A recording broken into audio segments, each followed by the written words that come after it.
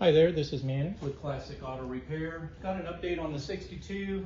New spark plugs have made it fire much better now that the ignition is strong. I tested the wiring, everything looks good there.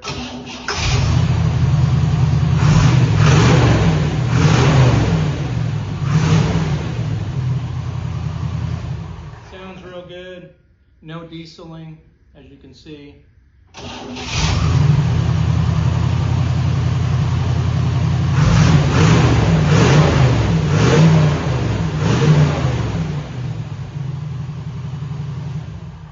And more importantly, I don't have any black or blue smoke coming out of the back of the car, which means the spark plugs are firing hot. Now, there could be an issue with the ignition as far as dependability.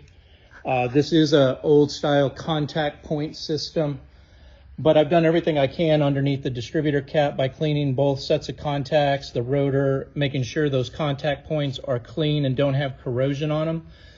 The problem is if this car sets, rust will start to develop on those points, and then you'll have the same problem. You'll have a weak ignition. So one of the things that I'm going to recommend on the next visit is maybe looking at upgrading to a, let's see, this car here has one, to a electronic ignition distributor, which I can get them in black and I can get it to look exactly like the one you have.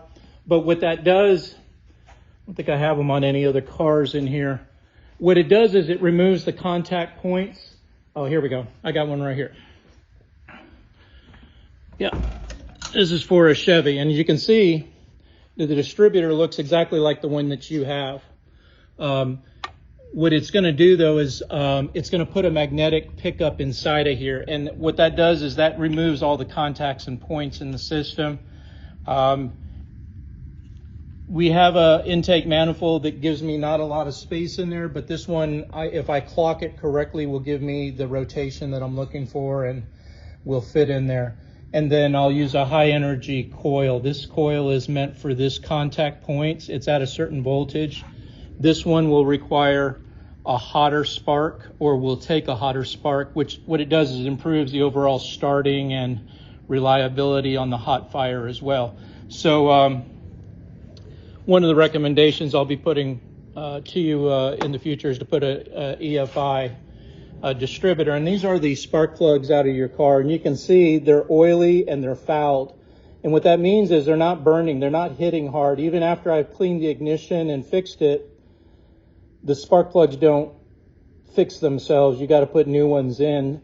And on a 327 with a 340 horsepower Duntov high lift cam, I would recommend spark plugs about every 12 months. It's going to keep it running good.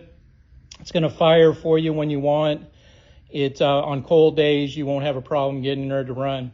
But if those plugs get into the condition like these ones here, and the gap on the spark plug wasn't correct, and that's the space in between the probe and the tip, they were too big, and that also creates a problem. External ballasts and coils like this take a very specific gap, and a lot of guys don't know that. But like I said, I gapped all the new plugs to the right one. Everything looks good there. So we're getting close on the mechanical. I'm going to start road testing soon. I have the fuel tank fixed with the new cover and seal, and I repaired the hoses inside of it as well. I ran a new vent tube which was leaking fumes. That's the hose that connects to this one right here. This is your vent to the gas tank. And it had a bunch of leaks at the gas tank and within the hose itself, which would allow vapors to get into the cabin. So I ran a new hose, put a new clamp, new nut, and then I sealed back up behind here. You'll see all new hardware, and you'll see a black weather strip down underneath there, and that's the sealer that allows the gap between the fiberglass body and the cover to allow no odors to escape. So that was all done this morning on my to-do list. We're looking pretty good there as well. Got the lube on the chassis done. This thing had a ton of grease ports to put it, and it was pretty dry. It took a lot of grease, And you'll see in the photos that I'll send you where I went in and greased all of the different grease points here and all along the top of the control arms, the drag link, all the suspension got everything that it needed adjustment. You also had a leaking lower radiator hose, which I tightened this morning. The cooling system is at capacity with antifreeze. Got the new hose, cleaned up your hose clamps, lubricated them, and then put them back on. Everything looks good there. All right, this is Manny with Classic Auto Repair with your latest update on the 62 Corvette.